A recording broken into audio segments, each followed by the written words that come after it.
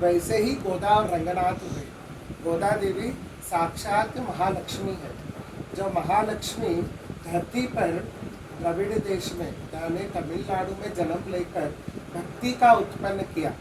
आज हम जो भी भक्ति का मार्ग में चल रहे हैं, भजन कीर्तन करते हैं, वो सारे उपाय हमारे गोदाम्बा जी ने सिखाए।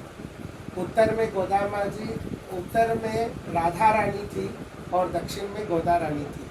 राधा रानी ने प्रेम से भगवान को प्राप्त करना सिखाया।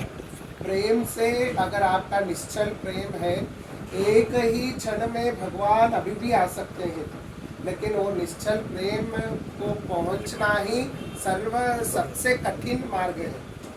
और भक्ति का मार्ग थोड़ा समय लग सकता है भगवान से मिलने में, लेकिन भक्ति के मार्ग में चलने वाले को हमेशा अटूट और अनन्य भावना के मार्ग में लेके जाते हैं भगवान, और हमारा मन स्थिर होता है। तो ऐसे हमारी गोदाम्बा जी धनुर्मास के व्रत के द्वारा, धनुर्मास का व्रत दिसंबर में आता है, दिसंबर 14 से जनवरी मकर संक्रांति तक। अगर मकर संक्रांति के डेट से देखते हैं तो पीछे से एक महीना धनुर्मास का व्रत।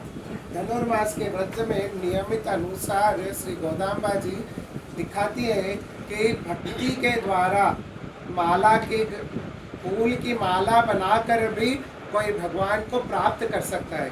सबसे सिंपल तरीका, आप अपने जीवन में एक ही नियम संभालिए, कोई भी एक नियम ही कीजिए।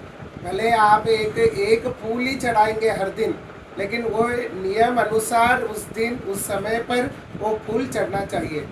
अगर वो फूल भी चढ़ जाए हर दिन नियम अनुसार, तो कम से कम आपको नियम 14 सालों तक करना है। अगर वैसा आप हर दिन बिना चुके अगर करेंगे तो ज़रूर आप पे ऊपर भगवान की असीम कृपा होगी। लेकिन पहले नियम होना चाहिए, डिसिप्लिन होना चाहिए, टाइम सेंस होना चाहिए। ये होने पर, क्योंकि उस समय पर, उस स्थान पर, उसी जगह पर आपकी प्रतीक्षा भगवान करते रहते हैं कि मेरा भक्त आएगा और उसी समय पर मुझे पुष्प चढ़ाएगा।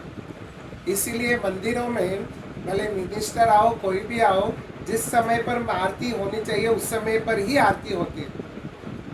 अभी बद्री नारायण भगवान के कपाट खोलते हुए जिस समय निर्धारित है, उस निर्धारित समय पर ही खुलते हैं, और जिस समय निर्धारित है उस समय ही बंद होंगे।